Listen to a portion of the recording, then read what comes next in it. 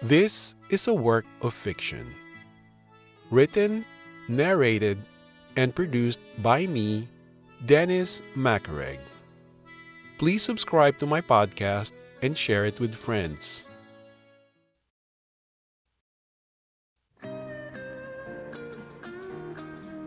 I came to this place not expecting to meet her. When I boarded a plane from Los Angeles, it was just to discover something in me as I wandered in a foreign country, not to look for love or wanting to find anyone. But it's ironic ending up discovering her in the process. A part of me says to leave the issue alone when tomorrow comes.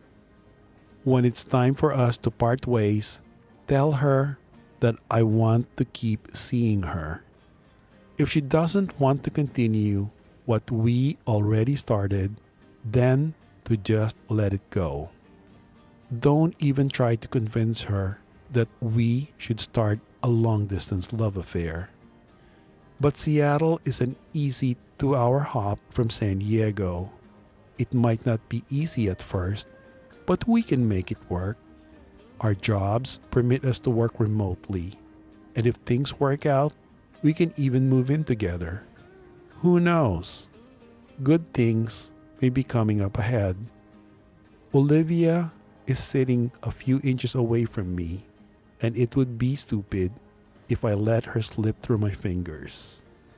If meeting her is a destiny written in the stars, why should I rewrite it? About to hint what was on my mind, she says, "You'll enjoy the sailboat experience." There is a glee in her face as if she is about to be crowned the next homecoming queen.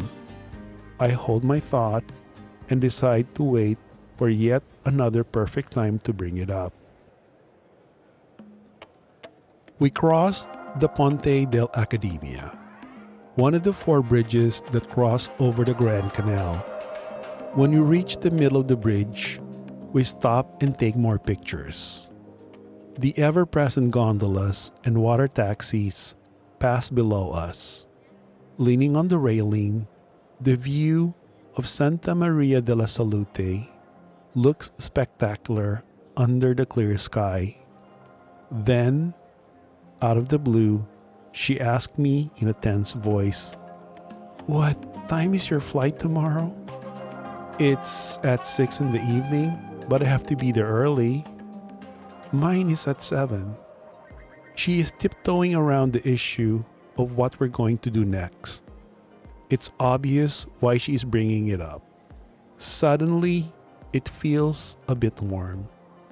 The apprehension of discussing the imminent subject that both of us have been dodging bubbles to the surface. The smooth breeze blowing from the lagoon is not helping to cool things off. Trying to lighten up the subject, I say, "We can reschedule our flights and fly to Paris. What do you think? Another week of vacation?" She lets out a frustrated smile. "We still have an hour to burn before meeting our friends. Want to visit the church?" Inside, we are awestruck by its massive dome. Sunlight is filtering through the large glass windows, illuminating the stone interior. Facing the altar, we stand in silence.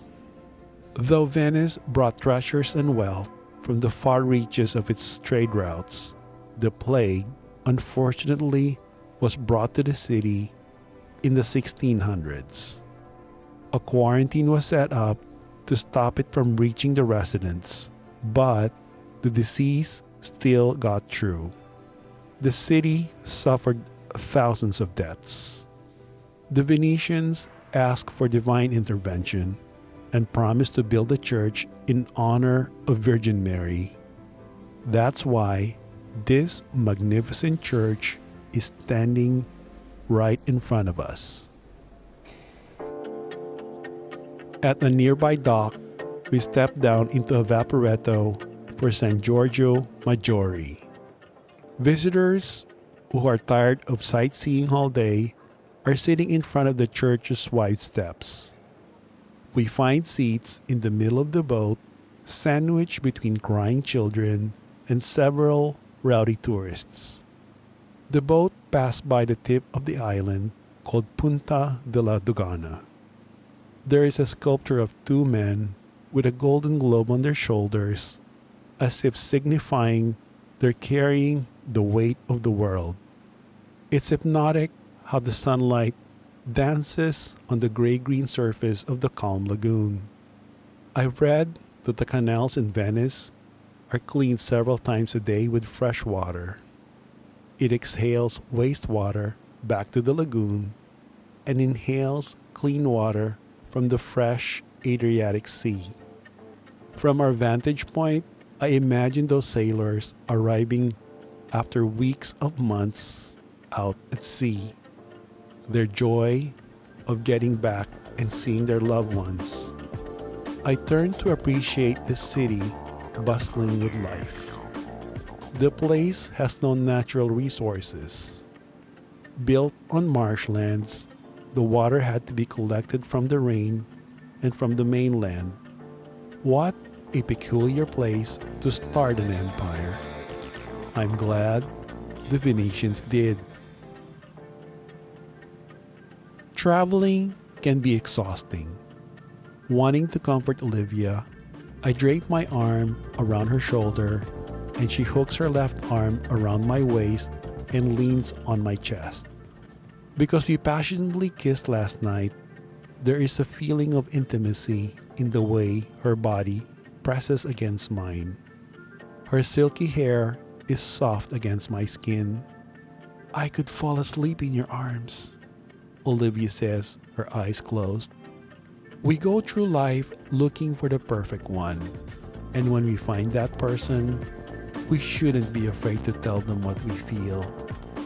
For a second, I'm tempted to whisper in her ear and tell her to spend a week with me back in San Diego. Olivia's friends are already waiting for us in front of San Giorgio Maggiore when we arrive. They ask us how our day has been so far. We tell them about the places we've been and the variety of foods we've been sampling. Though it's already 3 in the afternoon, the sun is still bright. We head straight to the marina. After exchanging pleasantries with the captain, we hop on board. We slowly inch our way out of the harbor, and when we finally reach the open water, the captain raises the mainsail. Right away, it blossoms. The boat tilts to one side and we're slicing through the smooth water. Olivia's friends pop open a bottle of wine and serve a platter of cheese and salami. Since we are at the mercy of the western wind, we relax and let it carry our worries away.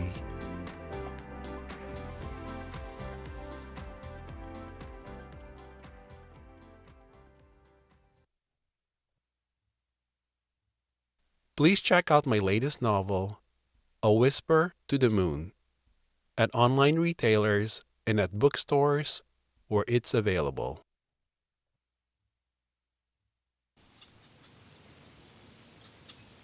Thank you for listening to episode 12 of my podcast.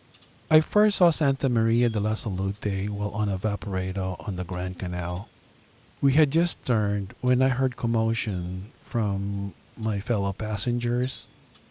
When I turned, I saw them pointing to it actually.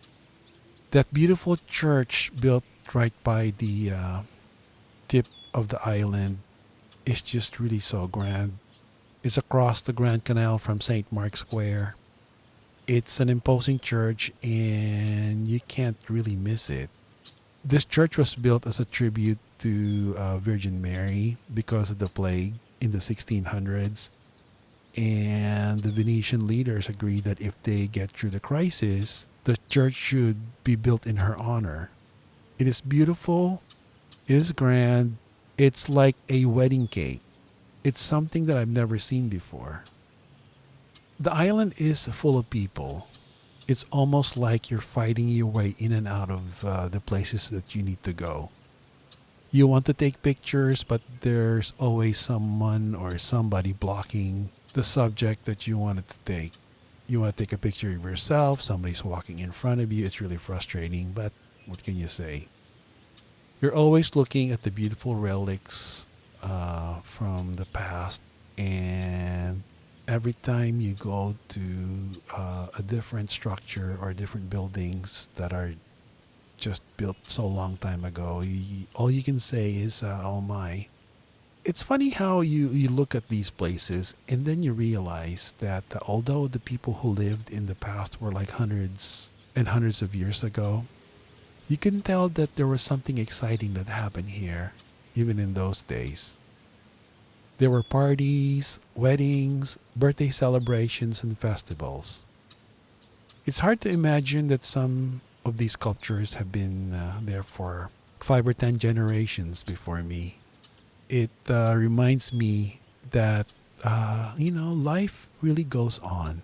We're here, we're there, and people come in, people go out. Life existed before you, and that life will exist after you are gone. That we're actually living in this moment. We're just people passing by and trying to absorb everything. When you're in a place like this, you want to sear the moment in your mind.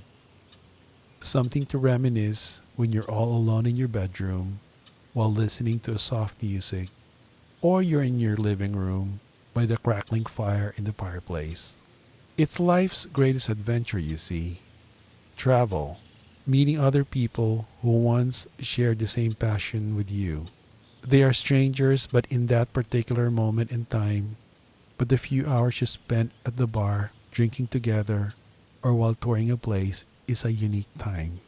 Because every minute spent while traveling is an intense feeling. You're like on steroids, sensory overload, and everything that comes with it.